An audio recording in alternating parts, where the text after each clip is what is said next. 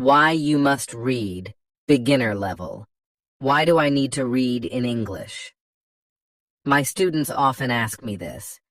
They think, I go to classes, I do my homework, I watch films in English. Why should I read books?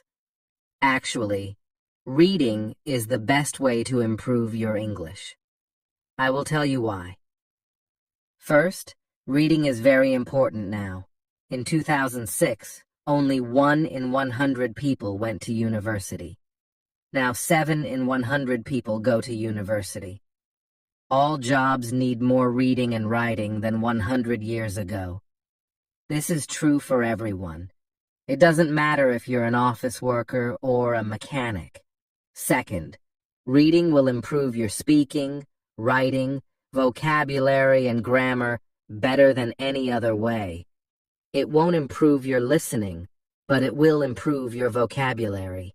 And when you have a better vocabulary, you can listen more easily and improve your listening that way. In school, you probably read lots of English. You probably read boring textbooks and stories with exercises at the end. But I'm not talking about that. I'm talking about reading for pleasure. That means reading a book you enjoy because you enjoy it. You are not reading because your teacher said, read this book. You are not reading because you think, I should read this book. You are reading because you want to. In 1965, they did an experiment in schools in America. These schools were for boys who had done crimes. For example, some of them stole things. They gave some of the boys free books. They were fun books, like James Bond. They said, you can do what you want. You don't have to read the books. But the boys did read the books. They read a lot of books. Some boys read a book every 2 days. After 2 years, they gave the students a test. The students who got the books got better at reading and writing, and they liked school more. The students who did not get the books did not get better at reading and writing. Actually, some of them got worse. This isn't just true for native speakers. They also did an experiment on students learning English in the Fiji Islands. They used 3 ways to teach. The first way was normal English teaching. They did grammar classes, exercises, and so on. The second way was reading in silence. The students read books in class. The third way was reading together. The teacher read books to the students. After 1 year, the 2 ways with reading were the best. They were much better than the students who did normal English classes. They did the experiment again in Singapore. There, the students who read in silence did very well. They did the best in grammar tests. Other students did grammar classes, but they did worse in grammar tests. In normal classes, we try to remember grammar and vocabulary. When we read, we learn them naturally. Maybe you're thinking, when I read in English, it's too hard. I have to use the dictionary all the time. It's boring. I can't do it. I understand. So I wrote this book. I think this book will make you like reading because the stories are easy and fun. The early stories are short and easy, and the later stories are longer and harder. When you finish the book, you will think, wow, I did it.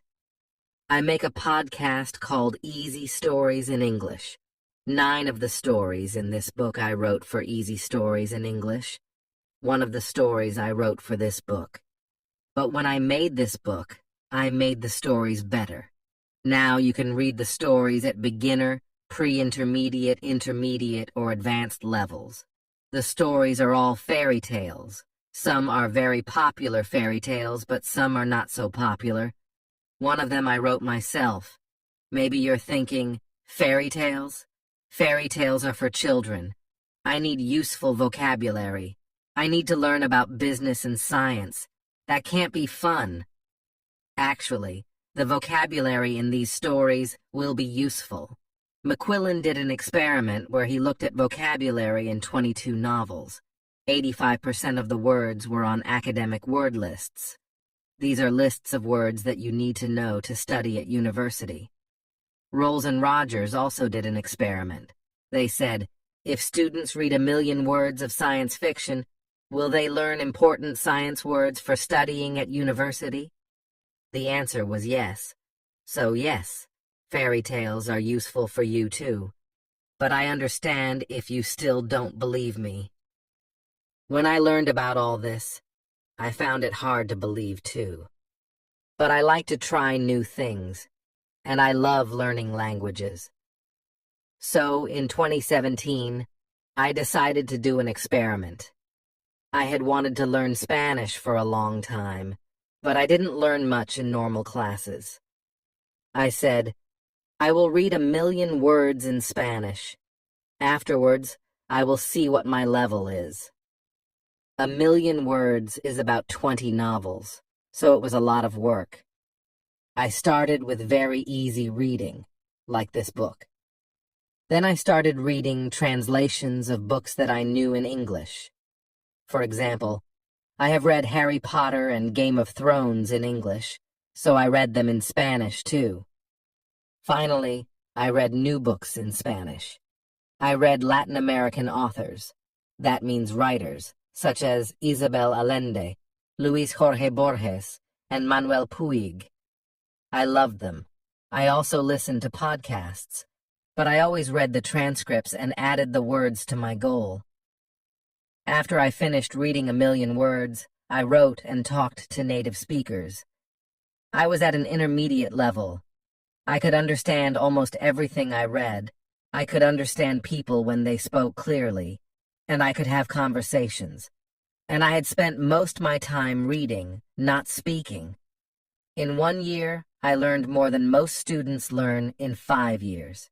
I didn't try to remember grammar and vocabulary. I learned them naturally. Maybe you're thinking, I don't believe this. Or maybe you're thinking, wow, I'm going to read for hours every day. But I have to say something very important. You must read books that are easy. You must read books that are fun. If a book is too difficult or too boring, put it down and find another one. Stephen Krashen, an expert in language teaching, says, only read things in English that are fun and interesting. Read things that are really easy, that you wouldn't read in your native language because they are too easy.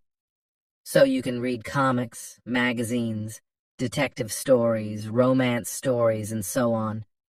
Don't feel bad about reading translations. If you read very easy books, when you see a word you don't know, you will understand the meaning easily. You won't have to use a dictionary. So what is easy? Experiments show that you should understand at least 98% of the words in a text. 98%? That's so high. I know. But let me show you an example. Here is a text where 10% of the words are not real words. So you should understand 90% of the words. Jerry flurged out of bed and opened the curtains. He bimped to himself as he made breakfast. He made coffee and put butter on his poffer. Someone called his phone, and he picked it up. He was very surprised by who was torngling, so his Vinky fell on the floor.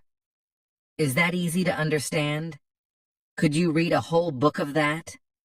Here is the same text, but only 2% of the words are not real.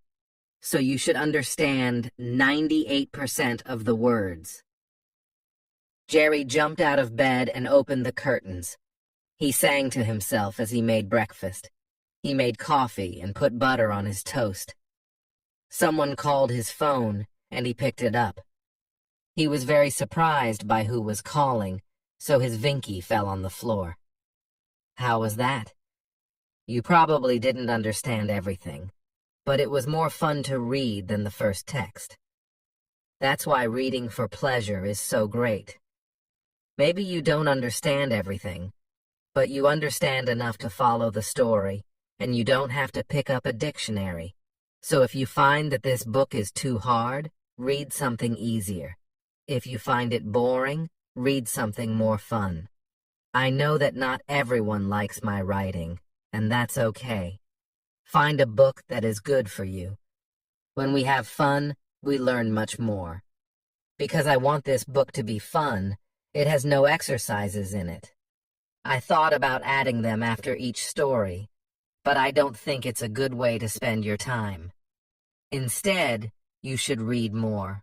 Read for pleasure. If you finish this book, you can try the level above. Because you already read the stories, you will know them well, and it will be easier to understand. But maybe when you finish this book, you will love stories. I hope so. If you do want to read more, you can listen to more stories like this from our channel.